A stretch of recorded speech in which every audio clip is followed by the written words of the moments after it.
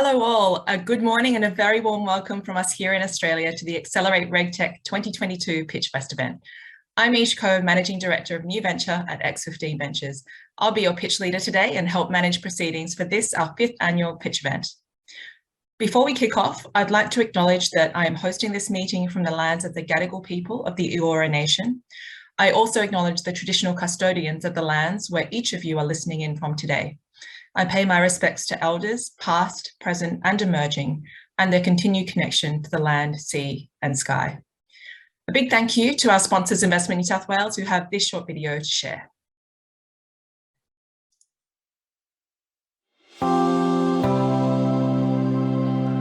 New South Wales is Australia's most populous state. Its capital is Sydney, a key hub for the Asia Pacific, where established business districts thrive alongside emerging precincts. The New South Wales innovation ecosystem is all about taking full advantage of our new technology precincts, whether that be Aerotropolis, the Westmead Health and Education Precinct or Tech Central. The New South Wales Government has a very forward-thinking attitude to business and innovation. We've always been a state at the forefront of Australia in terms of the biggest and best businesses and world-class innovation all across the spectrum. And the New South Wales Government have been a huge enabler of that over the years and continue to be so today. So when choosing to do an ambitious project, you can look all across the world, but you want to find somewhere where the people are open, it's a competitive culture, it has a support of the ecosystem with corporates around, but a great education system. And when you put all that together, honestly, I can't think of a better place in the world other than Sydney to come and do that.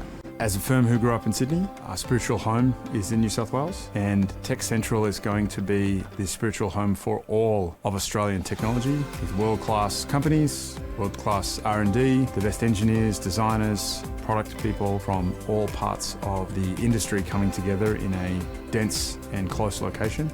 And that's exactly where we want to put Atlassian, is in the middle of that. One of the great things about being in New South Wales is you have, heavy-hitting corporates, you have startups, you have fantastic universities, and you've got the state government getting behind it. And if you want to build a business and make a product that's unique, it really is a fantastic place to grow and build that. And then the best people in the world come here because it's a great place to live. Investment New South Wales is a new agency created to drive transformation of the New South Wales economy. We do this through partnerships with everyone, from local startups to global leaders. We're hard at work fostering our tech ecosystem based on the strengths of our people and places, such as Tech Central. Working with you, we'll make New South Wales the most innovative, livable and sustainable place to do business. We have a team of trade and investment experts across key sectors located globally, and we're ready to work with you to make opportunities happen.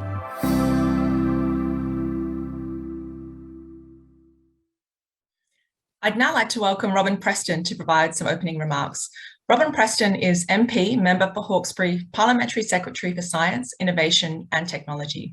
Her extensive business career spans private, public and not-for-profit sectors in various senior management, sales and marketing roles, as well as running her own small business. She was also Australia's first female rugby league commercial television commentator. And you can now add to that list, Robin, speaker at the first majority female Accelerate RegTech PitchFest event. Good morning, thanks for that intro. The New South Wales Government is delighted to be sponsoring this global pitch fest for entrepreneurs and early stage startups. And I'd like to thank Deborah Young and the RegTech Association for making this event possible and showcasing why innovation and entrepreneurship is so valuable.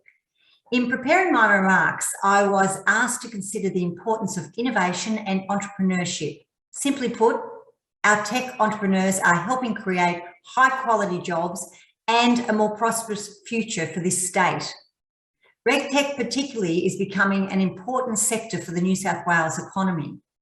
Compliance costs New South Wales between 11 billion and 87 billion every year, according to our Treasury 2020 report. In the past, regulation was mainly managed by paper-based systems, but now technology is driving efficiency. The challenges of COVID have taught us the value in moving quickly to protect our economic health. And those challenges were met by many of our innovative small to medium-sized entrepreneurs.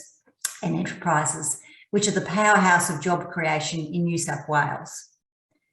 The New South Wales Government is committed to supporting innovative entrepreneurs who are turning big ideas into fast growth businesses that become international market leaders, such as Afterpay. We all love Afterpay. RegTech represents an opportunity for Sydney and New South Wales to be a world leader, to increase digital technology exports, attract investment and talent, and drive the creation of more skilled jobs. The global growth outlook is extraordinary, with spending on RegTech forecast to reach $127 billion by 2024. That's up from $25 billion in 2019. With the third largest cohort of headquartered RegTechs, most of which are in Sydney, Australia is the leader in the Asia Pacific, ahead of Singapore, Hong Kong and Japan. As examples of the heavy hitters in the RegTech space in New South Wales, last year's RegTech event had attendees from Afterpay, CBA, Westpac, Microsoft, EFTPOS and AARC. And New South Wales RegTech companies continue to attract significant investment and demonstrate strong technical capabilities. For example, Checkbox AI from Sydney raised $6.3 million in pre-series A funding, and Bedrock AI won ASIC's Business Research and Innovation Initiative in January this year. Sydney is also home to the RegTech Association, Australia's leading RegTech authority, helping businesses build RegTech solutions to meet broad regulatory and compliance demands. To embrace this future demand, the New South Wales Government continues to enhance the environment for innovation and technological advances. We are supporting our innovators to grow through our investments in Tech Central and other precincts. Tech Central will create the biggest technology hub of its kind in Australia, expanding Sydney CBD's commercial core. It aims to create 25,000 innovative jobs in New South Wales, tripling this state's technology exports over the next 15 years and creating opportunities for RegTech sector to grow. All of us are touched by regulation, processes, compliance, rules and risk management every day. In many ways, we take these for granted. The great promise of RegTech is the increased efficiency, transparency and accuracy that technology such as AI, blockchain and data analytics can bring, helping organisations improve monitoring, sampling and risk management. Even small improvements to our regulatory framework can turn into significant economic benefits. The RegTech market will continue to grow as it makes its way into more sectors, and we are keen to work together to support RegTech in New South Wales and internationally to benefit our economy and create jobs.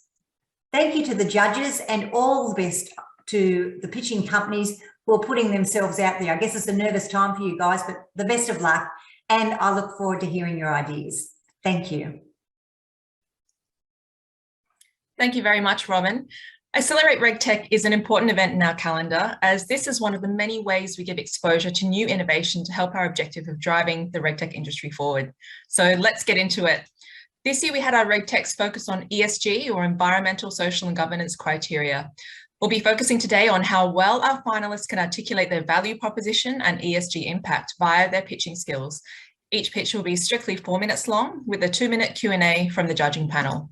So to introduce our judges today, we have Ken Thompson, Senior Manager, SaaS Architect Leader from Microsoft, Karlie Lytas, Partner and National AARC Leader, Financial Services, KPMG Australia, Rhodri Tudor-Jones, Executive Director, Investment Partnerships from Investment New South Wales, and Cathryn Lyall, Partner at Seed Space Venture Capital and Board Member of FinTech Australia. So in addition to the highly coveted fame and glory as the Accelerate RegTech PitchFest winner, we will also be making a donation to the First Nations Foundation, an Indigenous-led financial wellbeing organisation. The winner will be announced later in today's program. So we'll be hearing from 6 startups today, certified by Clausematch, Complize, Cowell Clarke, Frankie One and RegTech. Good luck to all our startups, and without further ado, Adam Wood from Certified By, over to you. Well, thank you, Yish, and hi everyone. My name's Adam Wood and I'm the CEO of Certified By. a two-sided platform to automate risk, audit and certification for organisations of any size with a duty of care. Next slide. As I'm sure you know, RegTech is mostly an enterprise game, with amazing players like SAI, 6clicks and now Fair Supply setting the standard. But to the best of my knowledge, they're not a likely solution for most SMEs. And as we often hear around particularly election time, if SMEs are meant to be the engine room of economic productivity, then shouldn't they too have the tools and the resources to measure themselves against and improve on the standards that they're required to uphold? If we want to build safer communities, standardise supply chain procurement, visualise sustainable investment and simplify regulatory reporting, then something's got to change. Next slide. So with lived experience and by lowering our eyes, we understood their unique needs and built a solution fit for purpose. Let me introduce our team. We're a Melbourne-based startup and a growing team of 6 and a family of founders with a unique background in international credit and risk management. Over 40 years, my dad, Neil Wood, pioneered the international debt collection industry before the internet to build the first partner network of its kind into about 100 countries. My sister Leanne and I joined the family business, and from an early age, were exposed to a heavily regulated industry and a diverse network of partners, clients and suppliers in mature and emerging regions. And though innovative for its time, things changed quickly. And in this modern world, we found vendor risk, procurement expectations and contractual compliance was killing our business. Next slide. So we searched the world for a solution to our problem, and we found that standards exist, but they're rarely seen by those who matter most. And this is no small problem. In Australia alone, there are more than 2 million SMEs and 60,000 sporting clubs dealing with similar challenges. For instance, the new Victorian child safety standards coming into force on the 1st of July, with huge ramifications for administrators of child sport, arts and recreation. If you've ever been a volunteer or a committee member at a sporting club, you'll know what a nightmare it is to just manage operations, let alone a proactive risk management strategy, policies and procedures, codes of conduct, training and reporting requirements, usually managed on spreadsheets and perhaps Google Drive at best. Well, it's a nightmare also for the leagues, associations and the organisations to manage too. Next slide. So we found a way to bring standards to life that simplifies and automates the process, and in this case, make children safer. For organisations, there's downstream quality assurance, benchmarking, decision-making and policy setting, but for the first time now, sporting clubs, camps, small businesses, schools and childcare providers, all with a duty of care, can identify, remediate, monitor and report on regulatory and reputational risk, importantly, at a price they can afford. So it's a win-win for everybody. Next slide. Our Working with Children's program measures against the national principles of a child-safe organisation, and our ESG programs provide a similar approach to managing sustainability impact. Next slide. Our users simply register for a program, understand the framework and complete an assessment. At the end, they receive a risk report with a risk score, which importantly is a bit like a credit score designed to be a continuous improvement metric that encourages users to return, improve and reduce their risk score in order to become certified. Next slide. Having bootstrapped, certified by and essentially pre-revenue, we're hyper-focused on proving product market fit and monetizing our business model. I'm happy to say that with about 200 users and with pilots with several sporting leagues in the works, we have a growing pipeline and we've never been more energized. Having graduated Startup Bootcamp's accelerator program last year, and with a renewed focus on child safety and ESG standards, we're aiming to become the Uber of RegTech, because we're solving a real problem that's a growing pain for millions of SMEs and non-profits around the world. We're looking for partners for pilots to prove value to clients, returns for investors, but to create safer communities together. If that's of interest to you, we'd love to hear from you, and thanks so much for your time.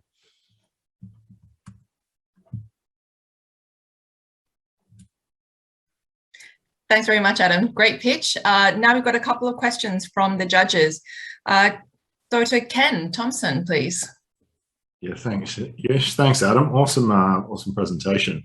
Love to know how does the sporting club track their progress over time? So how they come back and do additional. Well, essentially our programs are a live document, a live place to come back to, and so the risk report is instantly and real time verifiable. So a club themselves, a sporting club or a committee themselves would constantly be working this program to improve and reduce their risk, arguably or led by downstream guidance from the associations and the leagues. So I'm a vice president of our local basketball club. As a committee last night, we were talking about this issue, also the stress on clubs, the time poor, the financial challenges that clubs have. So it's designed to be a continuous improvement metric, as I mentioned, that we can come in and do the assessment, find out what risks need to be remediated, and then come back in to improve them. As you have improved a risk, come back into the program, update it, your risk score will be reduced. And so it's a constant constant place to be able to come back to and improve. Awesome, thanks. And over to Karlie. Hi, Adam. Thanks for your presentation. My question for you is, how do you maintain the currency of the obligations? Is it real time? Is there a lag? Of the obligations? Well, as a risk management business, we're always aware of updated and changes in any regulation. So our programs will be updated as there are any releases. Users will be notified of any changes in programs. So it's largely a real-time driven solution. Thank you. And last question from Kathy. Thanks, Adam. Just a quick one. What's the national revenue opportunity for this across all the clubs and NFPs? So the idea is for us, at the moment, we're trying to validate from a grassroots level up through the leagues. The intention long-term is for the industry associations or the bodies, the national bodies, to be able to fund in a powered by or a white label type version for free downstream to all the clubs. So the intention is to make it, as I say, free and available to organisations at a grassroots level, but driven by, because what we're seeing from a club level is that they want this, they need this, they recognise child safety as an issue, but they need to be guided by the associations from above that it's something that they need to do. So that's why we're doing a bottoms-up approach to validate with grassroots, but also a tops-down approach to implement and to some degree mandate it as a standard. Thanks very much, Adam. Next up, we've got Clausematch. Evgeny Lukadej is speaking now. Hi, everyone. I'm Evgeny, founder and CEO of Clausematch. And at Clausematch, we're simplifying compliance for the world to help companies to operate safely and bring compliant products to the market. Next slide, please. The problem we're solving is an old problem in compliance. The fact that compliance processes today are extremely manual, and compliance departments are still using the same tools that they were using 20 years ago, which are Word documents, emails, managing things in SharePoint and Excel spreadsheets. Next slide, please. And of course, it's very hard to get it right. And when we don't get it right, bad things happen on the market, from regulatory fines to insolvency and criminal charges and millions of angry customers. And by today, it's not just financial services, but actually with data privacy regulations, with cybersecurity standards, and with new ESG standards, this problem is becoming acute for every company in the world, which is subject to those regulations. Next, please. We believe at Clausematch that compliance should be simple, and through our platform, we help our customers to manage compliance documents in one single place. We build collaboration and engagement tools to collaborate and engage in real time and make sure that all employees and organizations are kept up to date. Next. At Clausematch platform, compliance documents, which are managed by compliance departments, become data. Which enables compliance officers to map that data across different documents down to a paragraph level. So you can really understand how a particular obligation is implemented in a specific policy, in a specific control, and how it's communicated to employees. Next, please. At the core of the Clausematch platform, we built a real-time document editor, which works like, not like typical documents, but our documents are structured data. So we actually version control every single paragraph. And you can go back in time and see every single version of that paragraph, who changed it, who amended it, and also who approved that change. So for regulatory audits and for investigations, it's extremely important, especially when people move from the organization. Next. And integrated in our platform is an employee portal where employees are communicated the latest and up-to-date approved policies and procedures and obligations, which are sure to be compliant with the regulations. And we track activity and engagement with the content, so you can always go back and see whether a particular person read a specific document on a specific date. Next. And we have so far great clients across the world, from tier 1 banks to top fintech companies to even regulators using the platform. But also we expanded to insurance companies and beyond in the last 2 years. Next. We're a company primarily based in the UK at the moment, and our user base is in Europe. 2 years ago, we expanded in the US and have grown very quickly in the US.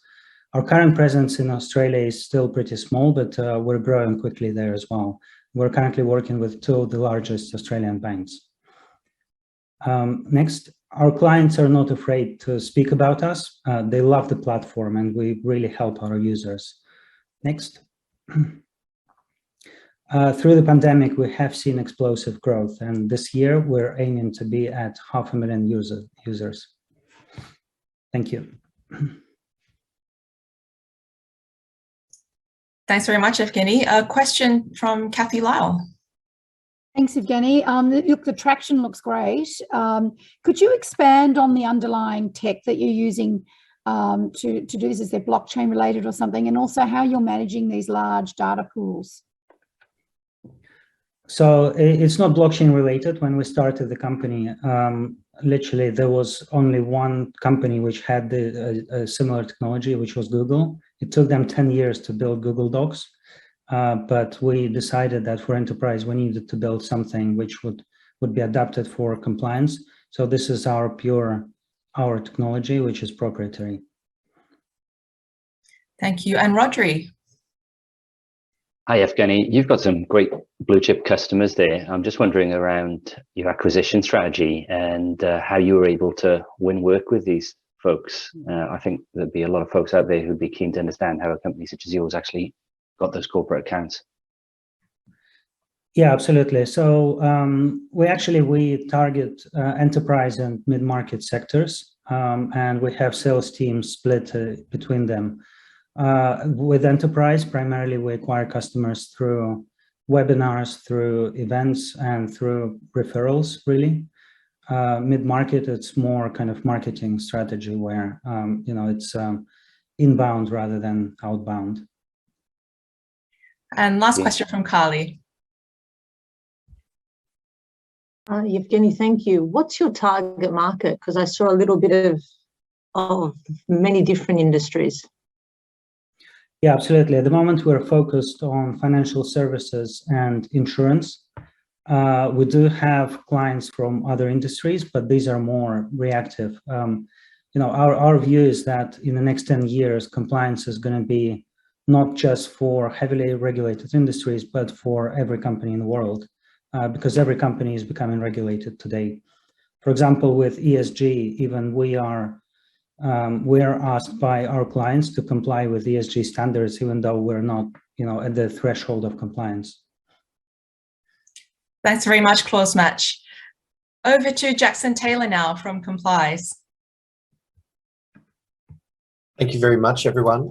Welcome. My name is Jackson Taylor, and I'm an immigration lawyer and co-founder of Complize, an online platform that organisations can use to manage immigration compliance and fills a critical gap in the modern slavery supply chain dilemma.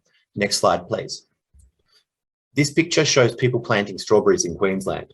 The comment, and many like it, are real allegations from temporary visa holders about their employment in Australia.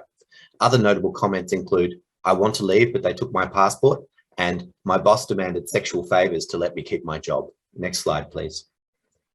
The International Labour Organization estimates there are 40 million people living in slavery in the world today. In Australia, 15,000, the US, 400,000, and the UK, 136,000. Labour exploitation is far more common than slavery, and our platform addresses both. Temporary visa holders are vulnerable to exploitation because their visas often rely on employer goodwill and ongoing employment. At this stage, we're focused on the Australian market, but my co-founder, Luke Scully, is a US lawyer, which will facilitate entry into that market.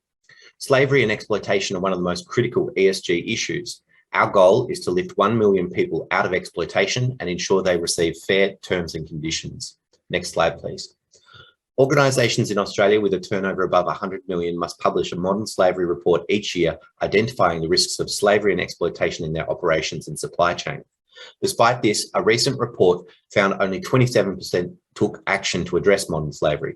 We already know the high-risk industries. Organisations need to start changing their behaviour and only engaging suppliers who use legal labour. You've heard the expression, sunshine is the best disinfectant. We believe transparency is the best disinfectant for exploitation. Next slide, please. Complize is like having a lawyer without the hourly rates. It's been built by lawyers to manage immigration compliance. By doing so, employers are also complying with employment and related laws. Organisations can manage these complex obligations without the need for engaging full-time lawyers or having a suite of compliance officers internally. The platform enables anonymised data to be shared up the supply chain to head contractors and franchisors. With this data, head contractors can disinfect their own supply chains to remove exploitation, improve employment conditions, and protect their own business from liability and reputational risk. Next slide, please. So why now? There are two phenomena occurring at the same time. Legal frameworks in immigration and modern slavery around the world are changing rapidly. Governments are increasingly placing emphasis on commercial pressure through supply chain liability to increase exploitation, and as well as introducing personal liability for directors. ESG is also transforming the way consumers and investors interact with business. Slavery and exploitation pose significant reputational investment risks, as well as putting the organisation's corporate values into question. Next slide, please. We're using a flat SaaS price model with a charge per employee per month. The Complize platform provides organisations with the tools for end-to-end employee record keeping, knowledge, resources and training for stakeholders to manage their business, and compliance modules for employees based on their role. We have an add-on module that provides anonymous data reporting to other parties in the supply chain for audit. For every employee on the platform, there's the potential to save thousands in penalties for non-compliance. Next slide, please. We currently estimate the Australian market to be worth $3 billion based on 3,000 reporting entities, and the global market to be worth 20 billion. Next slide, please. We've just secured our foundation customer and released our MVP. We're working with a large employer alliance in the horticulture industry, AFPA, whose members have a combined turnover of 4.5 billion and 45,000 indirect employees, to get our product integrated into the government IT systems. Integration with government systems will be a huge boost for the platform. In year 2, we're looking to enter the US market, and in year 3, the UK and EU. Next slide, please. Our goal is to lift 1 million people out of exploitation through supply chain pressure and providing data transparency. Together, we can stop exploitation through a combination of legal regulation and commercial pressure. Thank you. Perfect timing. Thanks very much, Jackson. A question from Karlie, please.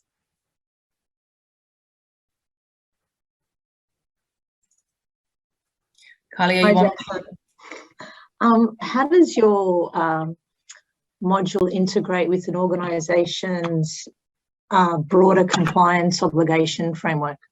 Yeah, fantastic question. This is a really key element that is not in place yet that we're looking to do as we expand our user base. Integrating with HR platforms and payroll systems is going to mean that people don't have double data entry, and we could just suck that data straight out and use it for the purposes of modern slavery and transparency. So if I understand, it sits separate to the remaining framework for now. That's right. At the moment it does, but we're looking at APIs and other integrations with HR systems. Given that there are so many online platforms now, that's really an ideal way to share that data, we believe. Right. And why is the revenue model based on employees per month? Because you have to track each employee's details in order to have a record that you are complying with your employment and immigration obligations and paying them the right amount of money. So this product's particularly focused at this point on the agriculture sector, where piece rates and hourly wages are really critical in demonstrating that the cost of produce at the supermarket is actually a legal price rather than the result of people being underpaid in the supply chain. And we'll squeeze one more question in from Kathy. Thanks, Jackson. Just a quick one. I'm just trying to understand your traction. I know you're at MVP stage, but you've got an aggressive growth timeline there, US in year 2, EU year 3. If you could just give us an outline on what that looks like and why you're so confident in that. Yeah, Australia's relying increasingly on temporary visa holders to perform essential activities like pick fruit, which is one of these critical industries. We're in talks with the 12 top horticulture producers in Australia who have 45,000 combined employees, and they are theoretically very interested, and so we're in discussions with them and government about how this platform can be integrated into the Australian government systems. Great, thanks very much, Jackson. Thank you. Next up, we have another startup starting with C. Promise that was not a criteria to have a name of company starting with a C, but Cowell Clarke and Emma Peters. Thank you. ESG, environmental social governance, has recently gained significant traction for businesses. Not only is ESG good for business, but regulation is making us engage with ESG. Regulation across E, S, and G is only growing, and the private sector is quickly moving to adopt global trends. ESG requires consideration of stakeholders, beyond and wider than immediate returns, but long-term value. Long-term value makes us consider stakeholders, including the communities in which we operate, employees, investors, media, and of course, consumers. With recent and increased focus on reputational risk, greenwashing, a term describing the practice of publicising an entity or product is more sustainable than reality, cosmetic compliance, and inaccurate disclosures regarding sustainability, how do we meet these demands? How do we comply in an efficient and meaningful way? I'm often asked, how do I even start with our business's ESG compliance journey? And how do I resource these compliance requirements? The scope of ESG compliance is so wide, it may seem insurmountable. But as ESG is here to stay, businesses must grapple the wave of ESG compliance. Next. Our technology solution streamlines key compliance aspects across E, S, and G.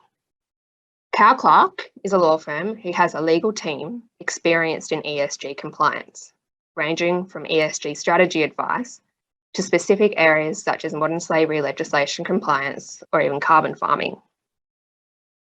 With legal frameworks in mind, via Cowell Clarke's consultancy business Veramis, our ESG legal team developed an ESG software solution.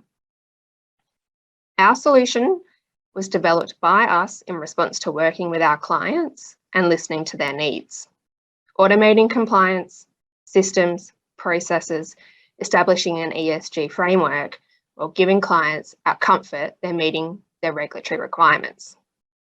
This comfort not only relates to the design of the solution, but if sought, our ability to deliver legal advice via the solution. Next. Our solution initially started in response to the introduction of the Modern Slavery Act, designed to automate and obtain supply chain transparency. The solution has quickly evolved in response to our clients' needs and growing ESG demands. It has been expanded to capture compliance from organisational risk areas, customer risk screening, environmental third-party due diligence, to an interactive governance hub ranging from whistleblowing, crisis response plans and training. With ESG, what is material for one organisation may not be for another. This is why our solution has been designed to capture broad ESG compliance aspects whilst drilling down to very specific areas for compliance. Next. Our solution has a base which is tailored for each client, depending not only on the level of legal guidance required, but also what is material and achievable. This allows for scalability whilst ensuring relevance to our clients, allowing us to service clients from a broad range of industries and sizes. Our ESG solution comes with our legal expertise and advice, giving our clients comfort they are meeting their legal and regulatory requirements. Thank you. Thanks very much, Emma. Question from Karlie, please. Hi, Emma. Nice to meet you. The question I have is, are you currently in market? And if so, with who or which segments? So yes, we're in market.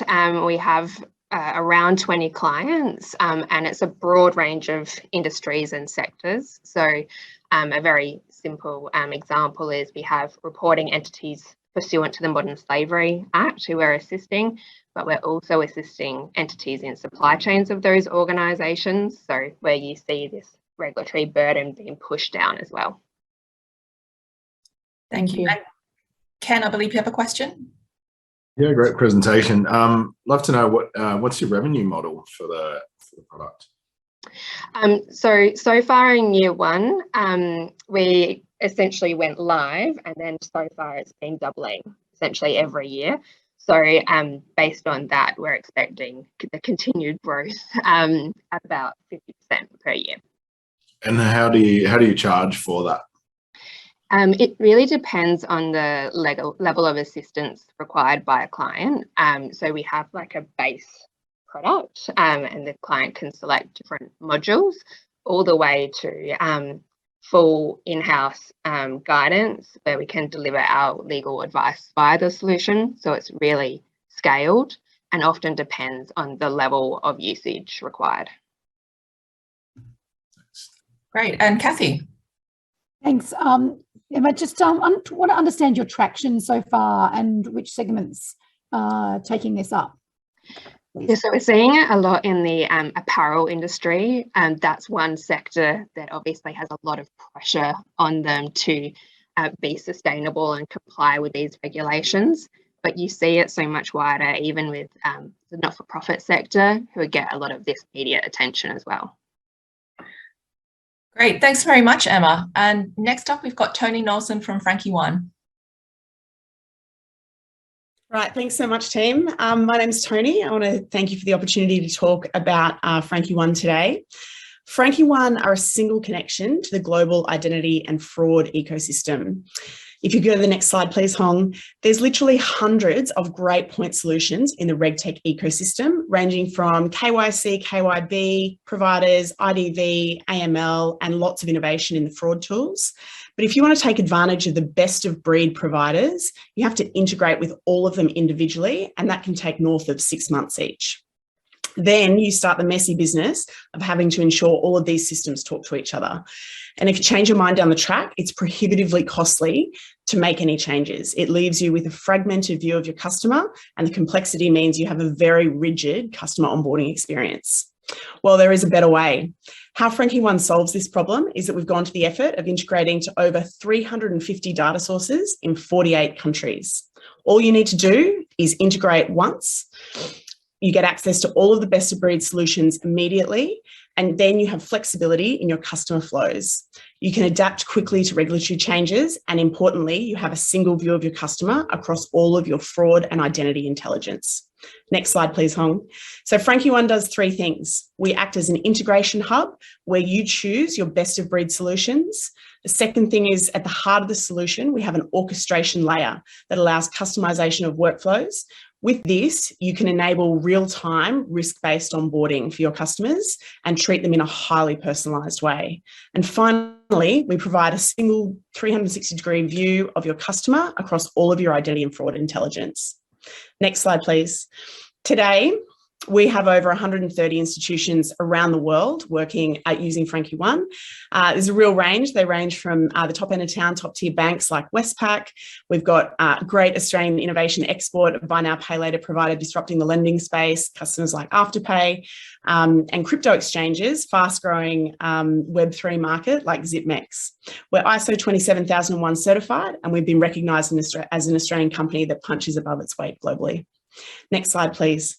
And so, as well as helping all of our customers who are reporting entities meet their anti-money laundering and KYC requirements, we're finding more and more that as we help customers grow, we're supporting a large number of social good organisations. And I can speak to a number of customers like NAIF, who invest for impact across North Australia, and another great customer of ours like Grameen Australia, who offer microfinance loans for women to pull them out of poverty. All of these organisations are able to do what they do best because they can get to market quickly with Frankie One, and they have us do the undifferentiated heavy lifting of identity and fraud requirements. So if you're an enterprise looking for a better way, or if you're a social enterprise trying to change the world, come and talk to us today. www.frankieone.com. One integration, one orchestration layer, and one view of your customer. Great. Thanks very much, Tony. Our first question from Ken. Yeah, thanks. Another great pitch, Tony. Love to know what's the total addressable market that you're going after locally in Australia and globally? So the RegTech market is significant and just growing. And what we're finding is that we're not just attracting customers from the regulated space. So we think, I think identity would be well recognised as at least being $1 trillion opportunity. And our product set today is identity and fraud, and will evolve over time to potentially play a major role in that identity space. We think that in particular, decentralised payment systems and decentralised identity will be significantly transformative, as much as cloud computing was, as much as the internet was for e-commerce. So my answer would be $1 trillion opportunity. Nice. Great. And I think Rhodri has a question. Hi, Tony. Great pitch. Just following on the total addressable market, I want to hear a little bit about your go-to-market strategy. And obviously, you've got the integration piece there. And I'm wondering about your partner and channel strategy, possibly. So we've been in operations for about 3 years, and the vast majority of those customers, if not all of those customers, have been incoming leads. So we've had no marketing team. We've just got our first marketing employee. About 50% of our revenue today comes from international customers in Asia and the US, and that's about to expand into Canada. So our go-to-market has been opportunistic to make sure that we have product market fit. We now see that we've got real success in a few key segments. The top end of town love us because it's easy, it simplifies their complexity, and they get access to so many additional data sources. We've got a really strong fit in the lending space, and particularly businesses who are disrupting that lending space. And we've got a really strong fit with Web3 companies because they have a completely digital onboarding experience. So we provide a better customer experience, and we're a bit of a no-brainer for startups because of the pay-as-you-go pricing model. So we're focused on expanding now more deliberately into those segments. First in the US, where we're fairly close to our first US employee, and we've got a strategy around building a pod in the US, and after that it'll be Singapore to augment the existing customers we have in Asia. So it's been mainly a pull strategy for now, and that's changing into more of a deliberate segmentation. Thanks very much, Tony. And lucky last, we have Megan Lee from RegTech. Hi, good morning. It's Megan from RegTech. So let me introduce RegTech next. RegTech will provide an innovative and easy-to-use one-stop RegTech solution to help our clients to address their sophisticated regulatory compliance issue. By targeting the fintech and also the crypto space, our mission is to make compliance easily and widely adopted in the new financial paradigms. Next, please. When talking about the pain points in the compliance, cost is always on the top of the priority.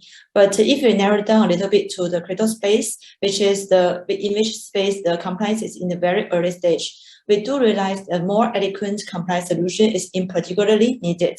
So next, please. We propose our RegTech 1.0 solution, which is a risk-based approach full suite compliance solution covering the whole process of AML. So we provide the digital onboarding tool all the way to risk assessment and transaction monitoring. Our solution is designed according to the guideline of FATF, making it adaptable in different jurisdictions.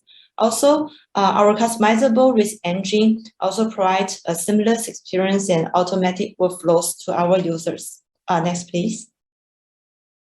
So our end-to-end solution help our clients save their time and expense in handling the compliance work and also reduce the human errors in this process. Next, please. Moving forward, we will focus more into the crypto space. So that's why we introduced our RegTech 2.0, which is a preparatory crypto risk analysis engine, which we invent with our own algorithm and methodology to enable the deeper blockchain analysis. Next, please.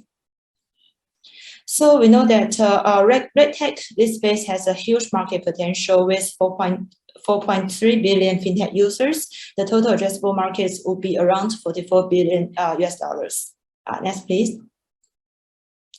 Talking about the go-to-market strategy, being a new startup, RegTech has worked aggressively building our brand awareness and credibility in the industry. So through that, we are developing quite good.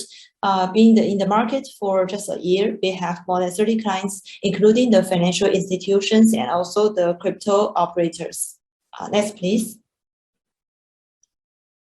We are quite honored to be acknowledged by various parties, especially in November last year. We won the ASEAN FinTech Awards given by the Monetary Authority of Singapore, which is a regulator here in Singapore. So next, please.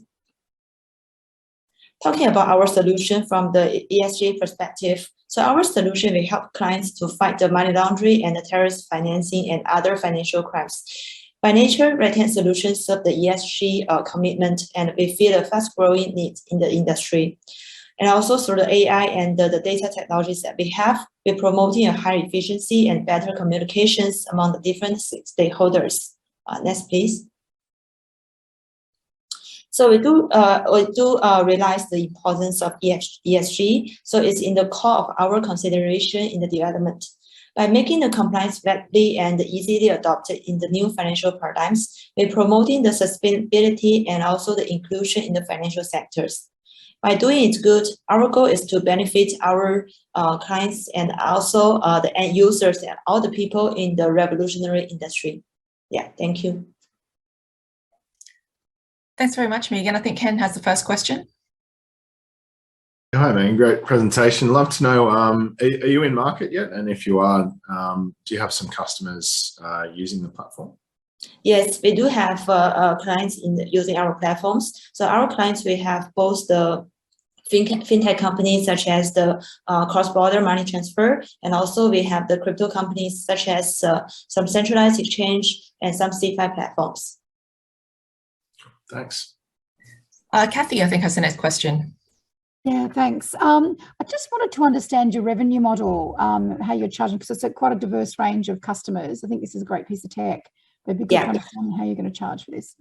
Yeah, sure. So we have built in a credit system in our platform. So based on the credits, every time the clients use a different functions, we will deduct certain number of credits. So normally, the clients come to us to do a yearly subscription, and based on the estimation of the usage, so that the credits they subscribe can be used into the different functions. So it's very flexible and easy for the clients to twist around the different functions.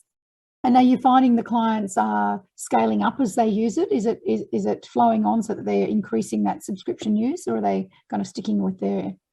Yeah, so we do realize that the clients is building up and also to expand the different usage. So for example, some of our clients, the fund management company, so their traditional business is only for the fiat currency, dealing with the fiat currency investment and all that.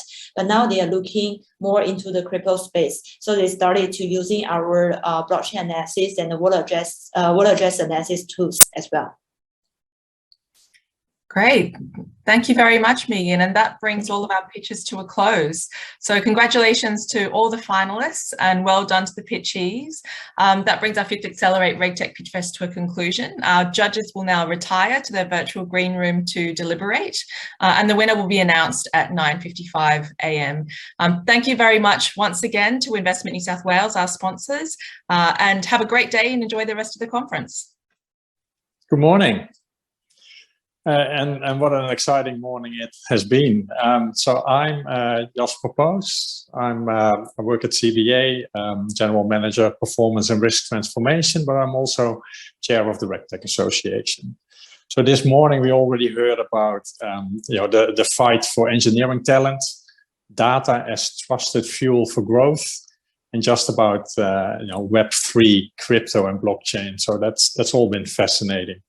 And innovation is super important for RegTech. And not only that, but also getting your solution on a global stage. And that's not easy. So I'm proud as chair of the RegTech Association that we are able to provide that opportunity to RegTech firms worldwide. And the strong field of contestants are really evidence of the value and the potential RegTech firms and our members offer to their clients. And one of our aims is to showcase that. So thank you for all who have applied. And even if you didn't make it through to the finals, we do truly appreciate your contribution. The RTA is also making a donation in honor of this PitchFest. So we donate to the First Nations Foundation, which is an indigenous non-for-profit who support financial inclusion and education to our indigenous communities. So today we had 6 finalists, certified by Clausematch, Complize, Cowell Clarke, Frankie One, and RegTech. But of course we can only have one winner. And the recipient of this year's Accelerate 2022 Award for Best Pitch is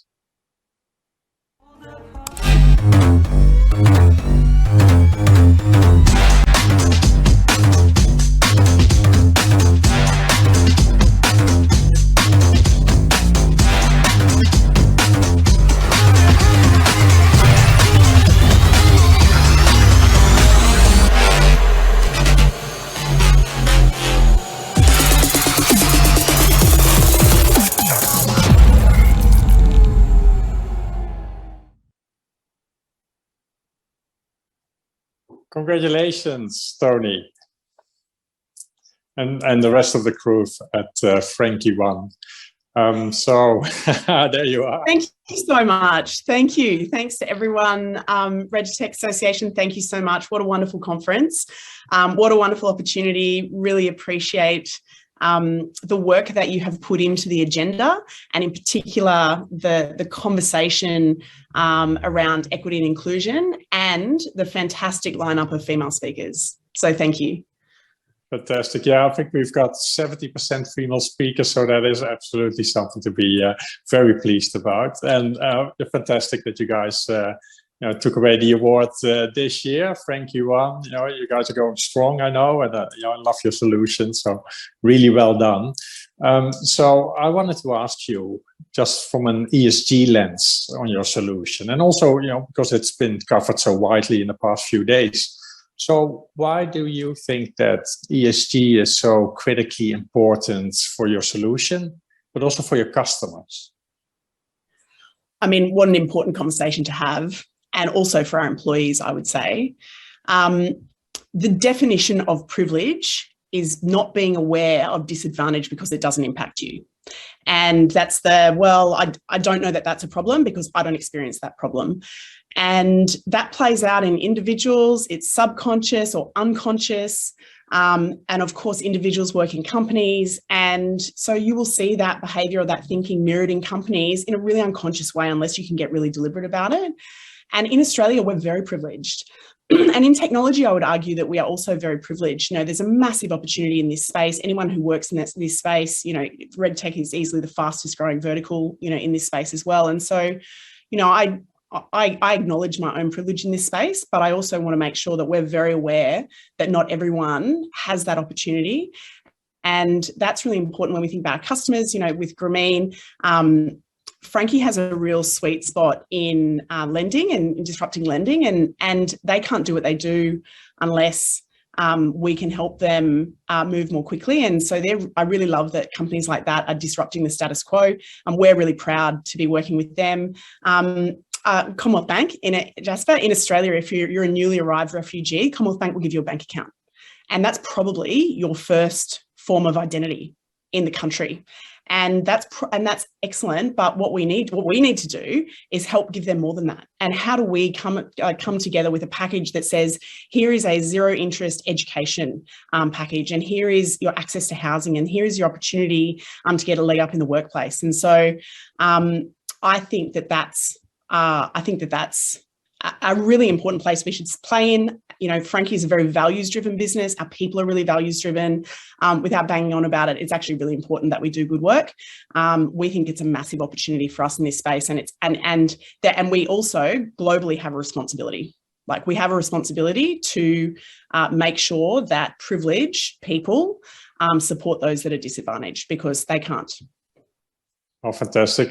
Tony, really, really well said. And sort of what I see as a threat in everything you just said is that it's just a shared purpose for all of us. And we're privileged, and we should use that privilege to do good. So I really love that. Anyone you want to thank? Oh, well, Alison and Hong, thank you so much for a wonderful conference. And thank you so much for the support that you've given, you know, us as a speaker and the finalists in the PitchFest. And thank you for continuing to focus on really great content. And obviously, you know, thank you to the sponsors who have put this on. I'm reasonably new at Frankie, but I have been very, I guess, aware of the business for a number of years now. So just really well done to the whole team at Frankie. Like, every single engineer, right through to the sales and market. Well, now we're building out a sales and marketing team. You know, the product really speaks for itself. Like, what a beautiful product, as evidenced by the amazing customers that we're bringing on. I think that it's so exciting to be part of the next paradigm shift in technology. And I think it's certainly for me, a really great career opportunity. We always want to be relevant. And I think we will all see this space move really quickly, and that's exciting. And who knows where it will go to. So, you know, and so to Simon, our CEO, who was bold enough to let me take on this challenge, thank you. But obviously, amazing work, but also the other finalists. Following two very, very strong ESG businesses was a little bit daunting. I'd love to speak to both of you, particularly the Complize guys, after this. I think the work you're doing is really important. Anything that we can do to support you in this space, I'm really excited by. So well done to all the other finalists, and thank you very much for the opportunity. Fantastic. And yeah, I think, Tony, you're very lucky you really joined a rock star crew there at Frankie One. So yeah, all the best to you, and congratulations again. I'm going to throw it back to Ali, and thank you all.